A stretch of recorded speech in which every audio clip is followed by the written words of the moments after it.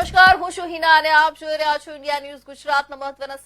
સમાચારની શરૂઆત કરીશું વિસ્તારથી। વાત કરીએ બનાસકાંઠાની તો બનાસકાંઠા પોલીસ દ્વારા જિલ્લામાં જુદી જુદી જગ્યાઓ પર સીસીટીવી કેમેરા લગાવી ઈ મેમો આપવામાં આવી રહ્યા છે, જેમાં અંદાજિત 1 લાખ ઉપરાંતના ઈ મેમો આપવામાં આવ્યા હતા,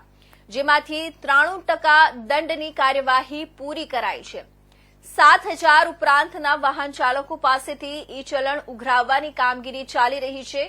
બનાસકાંઠા પોલીસ દ્વારા ટ્રાફિકનું ચુસ્તપણે પાલન થાય તેમજ કાયદો અને વ્યવસ્થા જળવાઈ રહે અને ગુનાખોરી ઉકેલવામાં મદદરૂપ બની શકાય તે માટે સરકાર દ્વારા અમલમાં મૂકવામાં આવેલી નેત્રમ અંતર્ગત જિલ્લામાં જુદી જુદી જગ્યાઓ પર સીસીટીવી કેમેરા લગાવી તેનું સીધું મોનિટરિંગ પાલનપુર જોરાવર પેલેસથી કરવામાં આવી રહ્યું છે,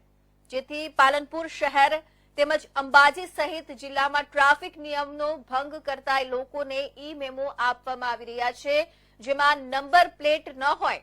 રોડ પર વાહન પાર્કિંગ કરેલું હોય તેમજ ઓવર સ્પીડ હોય જેવા અનેક ગુનાઓમાં 1 લાખ ઉપરાંતના ઈ મેમો વાહન ચાલકોને આપી તેમની પાસેથી દંડ વસૂલ કરવામાં આવી રહ્યો છે,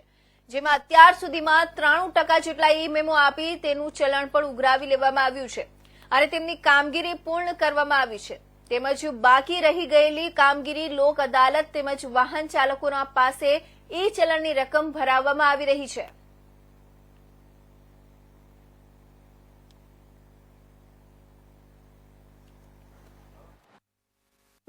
હું આપ લોકોને જણાવું કે બનાસકાંઠા જિલ્લામાં અલગ અલગ શહેરોમાં અઢળક જેટલા કેમેરાઓ લાગેલા છે, જેમાં ખાસ કરીને જે લોકો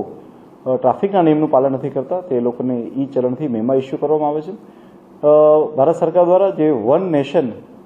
વન ચલણની જે ડ્રાઈવ આપવામાં આવેલી હતી કે જે કાર્ય સ્ટાર્ટ થયું એ પહેલાં બનાસકાંઠા જિલ્લામાં 1,05,000થી વધારે ઈ ચલણ મેમો ઇસ્યુ થયેલા હતા અને તેટલા પેન્ડિંગ પણ હતા। આ ડ્રાઈવને વારંવાર આપવામાં આવી, જેથી કરીને હાલમાં આ ડ્રાઈવ બાદ આની સંખ્યા ઘટીને માત્ર 7,133 જેટલી જ રહી જાય છે। આવતીકાલે લોક અદાલત છે, એ લોક અદાલતમાં પણ આની અંદરથી ઘણા બધા જે ચલણ છે તેનો નિકાલ કરવામાં આવશે। આમ જેથી કરીને જોવા જઈએ તો બનાસકાંઠા જિલ્લાએ આશરે 92થી 93% જેટલું ચલણના આનો નિકાલ કરી અને ખૂબ જ આગળ પડતું કામ આની અંદર કરવામાં આવેલું છે।